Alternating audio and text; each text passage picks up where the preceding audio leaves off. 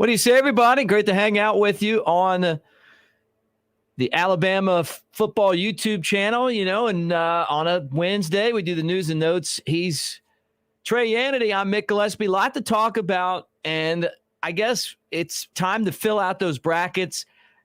Trey, we don't even know who Alabama's playing yet. And before we start talking about the tournament, which Alabama will play on Friday, do us all a favor, like and subscribe, hit the thumbs up as you hang out with us here on this YouTube channel, Alabama Football on YouTube. Like, subscribe, hit the thumbs up. But look, tonight we'll find out Rutgers or Notre Dame.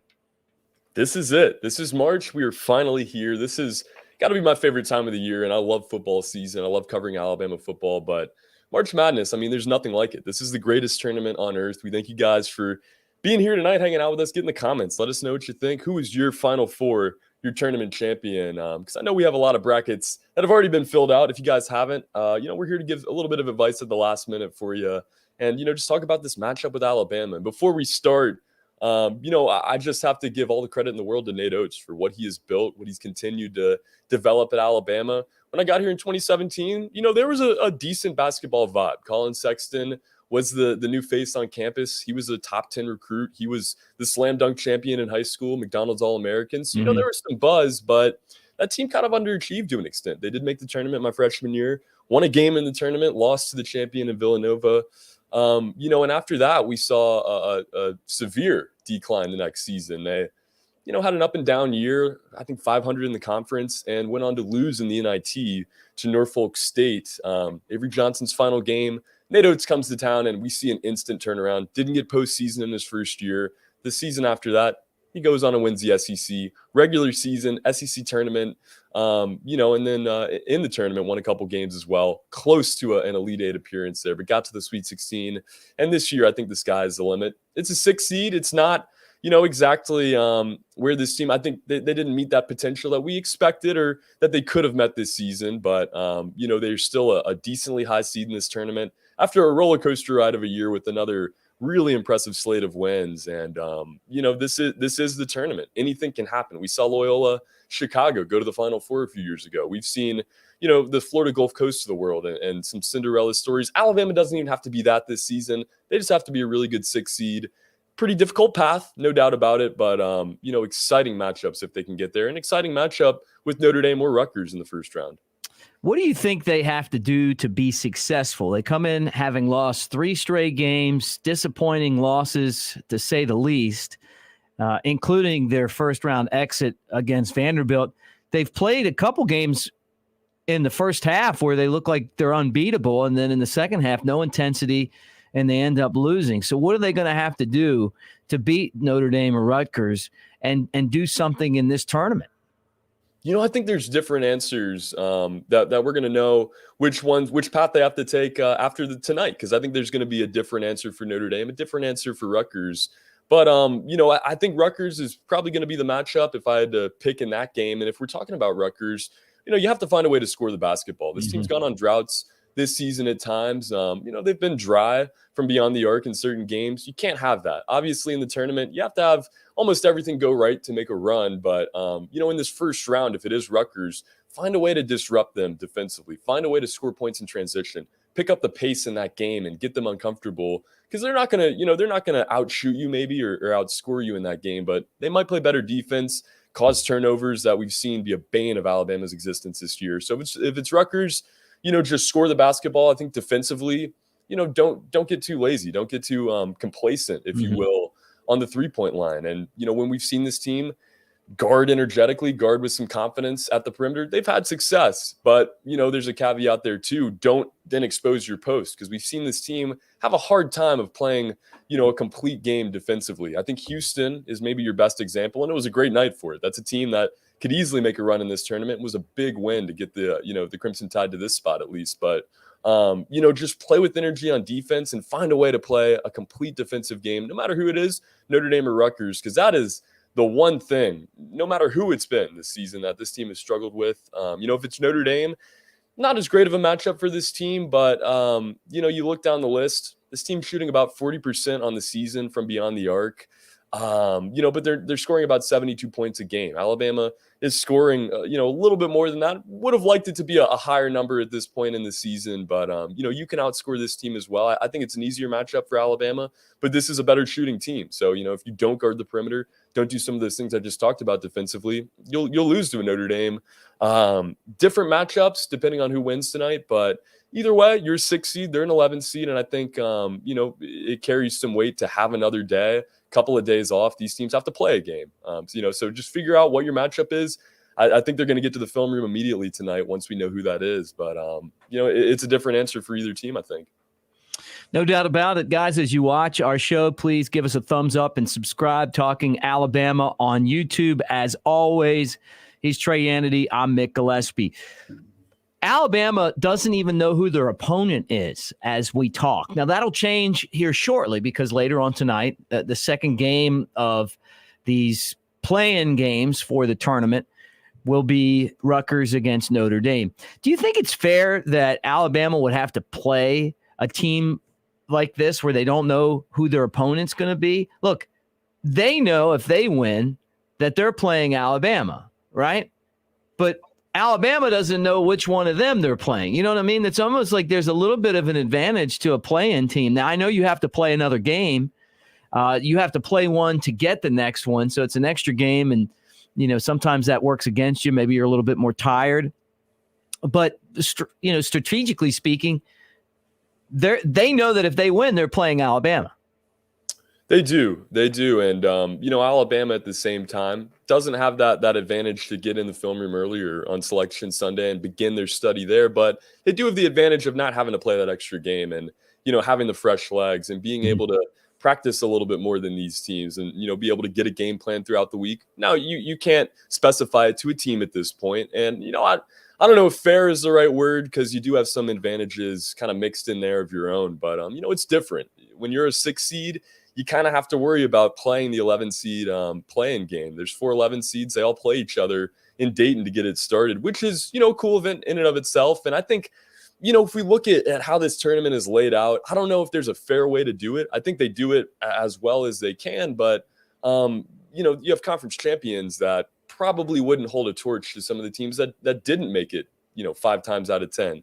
So I think at the end of the day, this is an interestingly laid out tournament in the sense that, you have Bryant University playing in a game and Texas A&M doesn't get to play in the NCAA tournament this year. It's no disrespect to Bryant, but, they won their conference and they now get to play in the tournament. Texas A&M had to play in the SEC and they barely missed it. So I think, if we talk about, having a fair matchup or not, it's just a blessing to be in the tournament for a team that lost to Georgia this season, lost to Missouri, struggled in the SEC, didn't go far in their conference tournament. The fact that we, were able to talk about this 2 weeks, 3 weeks in advance, that they were a lock to make the tournament is a really good position to be in. Obviously, you would love to know who your first round matchup is, but, Alabama kind of is built off of, some of these quicker turnarounds and piled up wins in this kind of style of play. So going to be excited to see who it is tonight and, what that matchup looks like. But, I think Alabama is going to do Alabama. This is a young team, and I think they're just really excited to be there.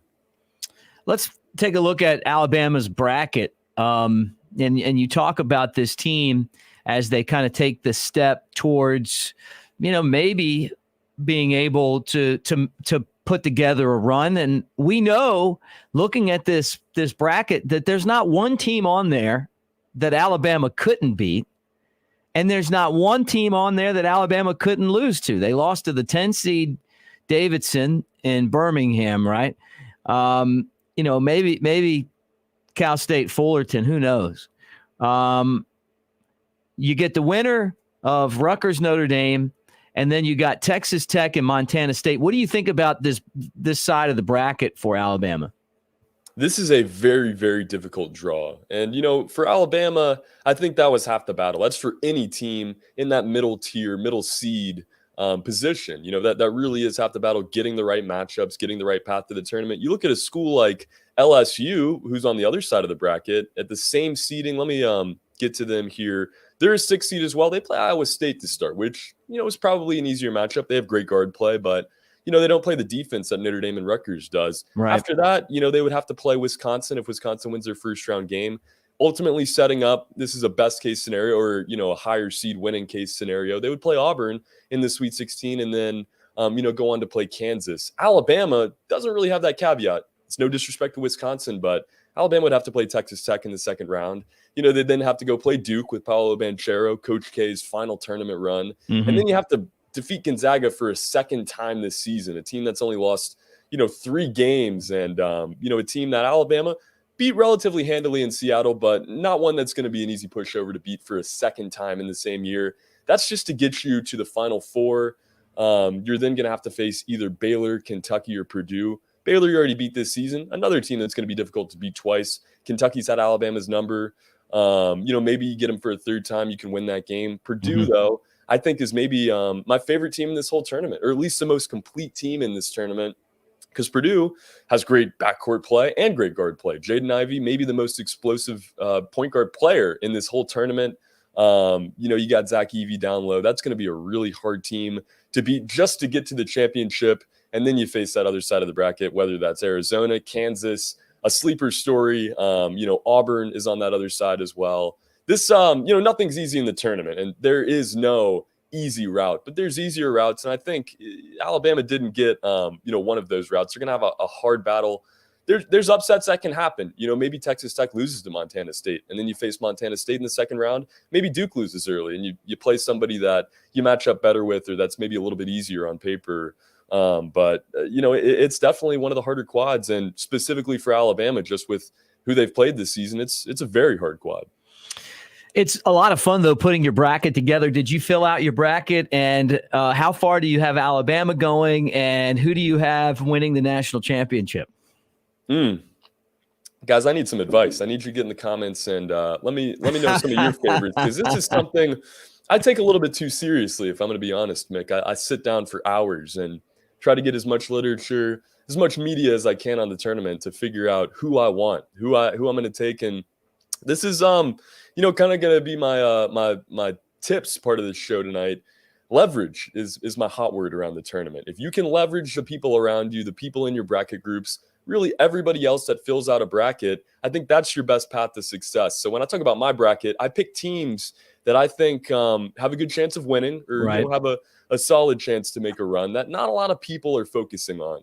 I'm not going to give away my whole bracket here, but if I had to name my champion, I got Kansas going all the way this year. They're only getting picked right now at about 1, 2 in every 10 bracket clip, and they could win this thing 1 out of every 10 times. I love those odds.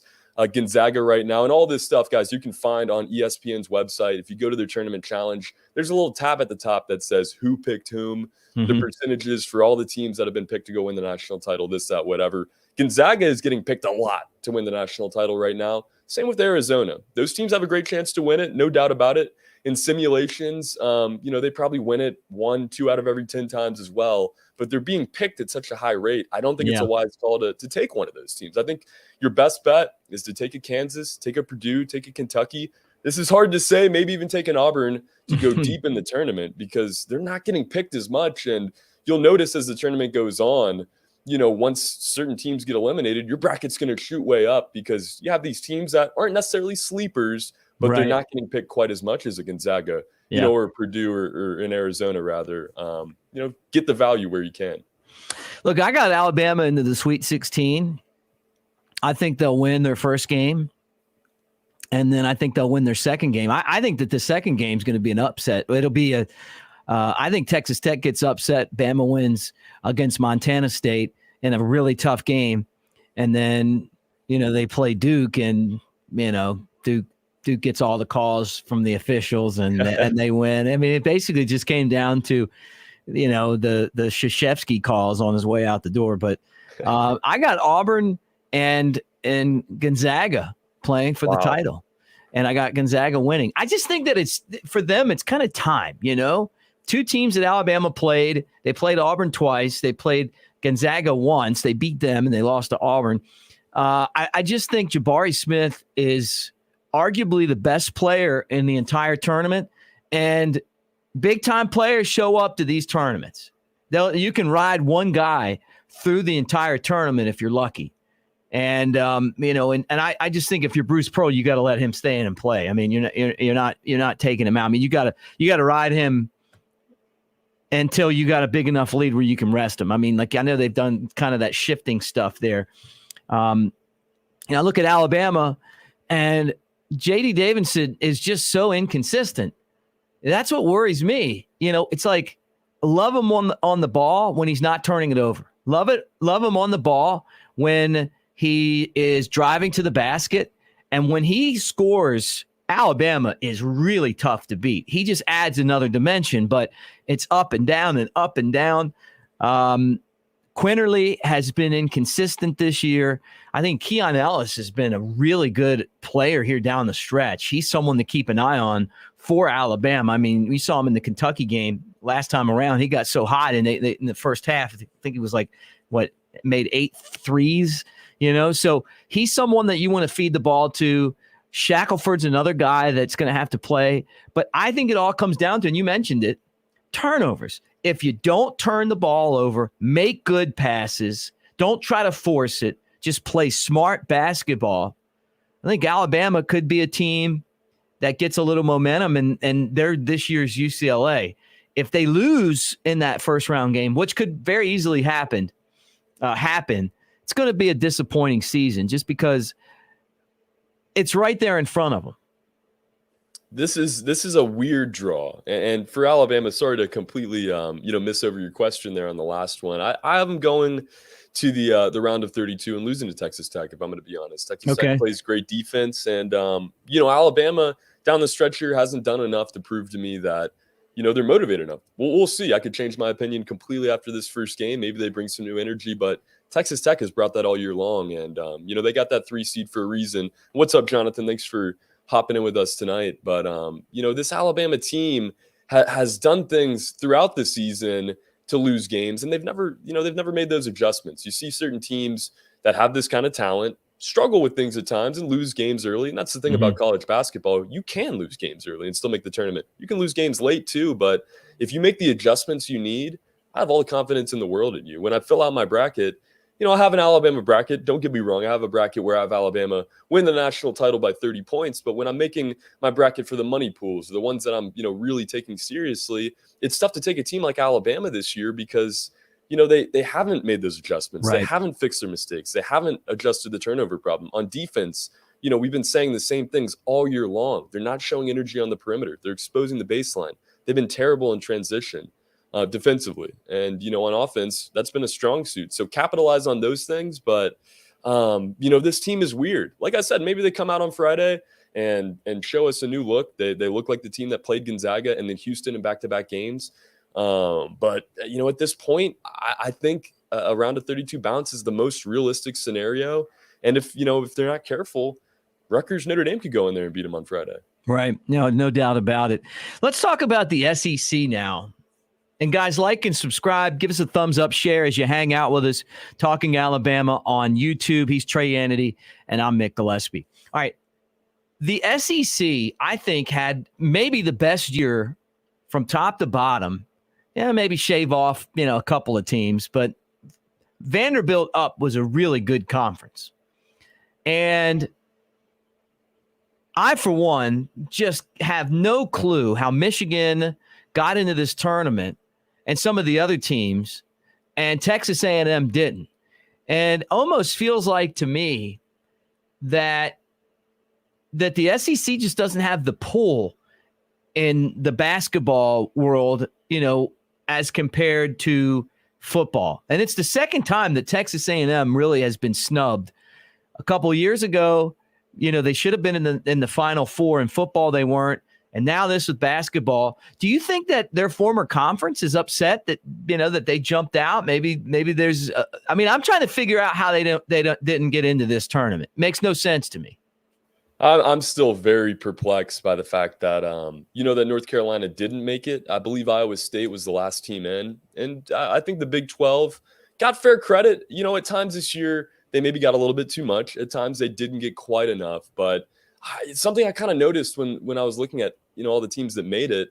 This year, the committee really valued wins. Some years, there's not as many crazy upsets and there's not as many losses to go off of. I think this year they kind of threw out the losses in general. That's why you see Alabama, at a 6 seed rather than an 8 or a 9, because everybody lost games that they shouldn't have this year. 1 through 6 went down in the same day. We've never seen anything like that. Duke losing to Miami after Alabama beat them by 30 points. Ohio State going in there and getting a win.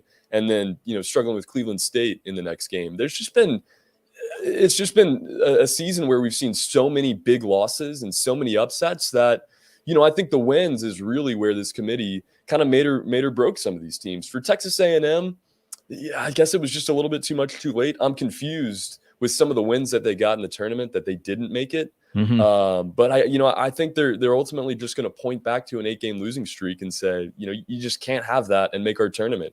It's something that, they responded to well, and they had a really solid start to their season. But, you lose 8 in a row in February, and it's tough for the committee to be considering you for weeks on end. They're filling out this bracket well before it gets released. And, when your name's not popping up, I think there's certain teams they almost put in the category of must win their conference tournament. If they do, they're in. If they don't, they're not going to make it. Virginia Tech is a prime example. They could have made that crazy run to the ACC title. I think if they don't beat Duke, they don't make the tournament. And, maybe for Texas A&M, if they win and Virginia Tech loses, they're that 11 seed. But, this is the kind of year where, maybe even a North Carolina shouldn't have made it. But they got the huge win late in the year that kind of pushed them over the edge. Feel bad for Texas A&M. For the SEC, getting 6 teams in is an amazing feat. And you look at, this conference top to bottom, even below Vanderbilt, Ole Miss kind of flexed the muscle at times this year, and Mississippi State missed the tournament. They looked really good throughout the season. South Carolina, who just fired their head coach, but they played some of the best defense in the country we had seen throughout the season. So, it's really it's a great conference. I think it's going to keep getting better with more and more recruits just continuing to commit to these programs. You have schools like Arkansas being a dominant power in basketball right now, and Alabama, who didn't stand a chance in 2018, is now a consensus favorite to come in the top 4 in their conference. Stuff like that is a very, very nice fresh breath of air. But you got to hope it continues. No surprise that the Big Ten gets 9 in. The Big 12 getting 6 in as well. There's almost a southern movement of basketball at this point. But like I said, I think wins is ultimately what it came down to for the committee. Well, Texas A&M's 24-12 now. So, I mean, they've got wins, 9-9 in a really tough conference. And Notre Dame, Chris says, our producer, Chris Daughtry, says Notre Dame was the last team to get in and that A&M had to win the tournament to get in. I just don't get that. I just don't get that. I don't know. I don't get it at all. Notre Dame. Their coach is very upset, by the way. And he said. Understandably so, and Buzz Williams has done an incredible job with that program. But you look at certain games early on. You have a 20-point lead against Wisconsin at a neutral site, which is where all these games are going to be played. You lose that game, and I think that was an immediate, just really bad first impression for the 2022 Aggies. And they kind of scuffled through the rest of their non-con, didn't get enough quality wins. But Notre Dame is the kind of team that you're also scratch your head with a little bit, because the ACC wasn't very good this season. And, they didn't get the amount of quality wins we expected. Got a big road win at Clemson in their last game there to kind of, I guess, push them over. Looked decent enough in their conference tournament. I think they had 2 wins there as well. But, just a different kind of year. But with all the upsets, I wasn't surprised by anything. We could have seen certain teams. I think Georgia State, even if you want to get really gritty with it, they could have been a 14, 13 seed this year. They get bumped all the way to 16 there. Akron gets moved up to 13 after really not looking great in their conference tournament. So some of the seeding, I think, is where you can make the biggest argument. Right. Yep. Well, it's going to be a lot of fun. And again, Alabama plays Friday, and big game there. I'm looking forward to seeing all of these SEC teams. I don't know about you, and even Auburn. Like, I pull for all the SEC teams in bowl games and definitely in March Madness. Auburn might be my exception. I don't know. I've never had a problem with the University of Tennessee personally. LSU, I kind of feel bad for these guys at this point, for the team at least. This is a situation they didn't really have control over, obviously, with their head coach being let go there. They're a part of the scandal, okay. But, you feel bad for a team like that worked to get a spot in the tournament. And, they have all these headlines surrounding them now. But no, I'm with you. I mean, it's going to be fun to see who makes a run out of the SEC. Last year was Arkansas. Nobody really expected that. Right. I think people, it's kind of a weird statement, but I think people are kind of sleeping on Kentucky this season. Not a lot of people have them in the Final Four. They could easily make a run. But overall, it's just great to see the conference as a whole be this well represented in basketball. This isn't football. This is basketball. Got to get those brackets filled out because Thursday comes and it's go time. We're going to wake up tomorrow, get some coffee, get your breakfast, and then turn the TV on, and it's just nothing but basketball, and it's like being in heaven. They've really ruined their regular season by just continuing to expand this tournament to the point where everyone should get in, or at least most teams do. But the good part about it is when the tournament starts, it's nuts. So, the action that even, counting tonight to play-in games is great. So going to be a lot of fun to see how Alabama's doing. Great stat there. 23-22 Bama all-time in the tourney, 14-7 in the opening round. They went to the Sweet 16 last year. All right, anything else before we bid everyone farewell on our SEC News and Notes show this Wednesday night? I don't really have anything else. I'm just excited, guys. Like Mick said, this is the best time of the year where the madness begins tomorrow once Thursday gets underway. So get those brackets in. You still have time. Jonathan, I can't post a video on my bracket. That's the premium content. No. But if I have to give any last minute advice, I think in the 8-9 games, just have some confidence in the 8 seeds this year. They look really good. But other than that, just enjoy it, guys. Tomorrow, something I've been trying to coin over the last few days. Hasn't really caught on yet, but I've been calling it Tournament Patrick's Day. So go celebrate the holiday, go drink some green beer, dress up in green clothing at least, and enjoy it. Have a safe holiday on St. Patrick's Day. But yeah, guys, it's here. Let's celebrate the madness. Yeah, look, I'm with you, man. Happy St. Patrick's Day early, right? It's coming. Get to wear your green to school tomorrow. My son does for 4th grade. They're out of uniform. As long as it's a green shirt, it's exciting. And then it's also the start of the NCAA tournament. I'm curious to see how this thing, shakes out. You look at it, you never see the upsets. And then as soon as the games happen, you're like, how did I not see that? How did I not see that? How did I not see that? I feel like the SEC is going to have a great tournament this year. I could be wrong, but my gut feeling is that they're going to be a lot of fun to watch. Guys, hit the thumbs up, subscribe to our channel. We appreciate you hanging out with us, talking Alabama on YouTube.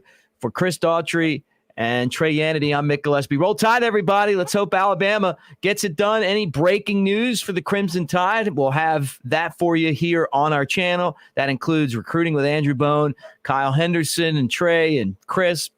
Always keeping up with everything. And then Trey and I will be back Monday night at 6 o'clock for Monday Night Quarterback. And we'll recap what Alabama did in the tourney. So we'll talk to you guys then. Thanks for watching, everyone. And again, Roll Tide.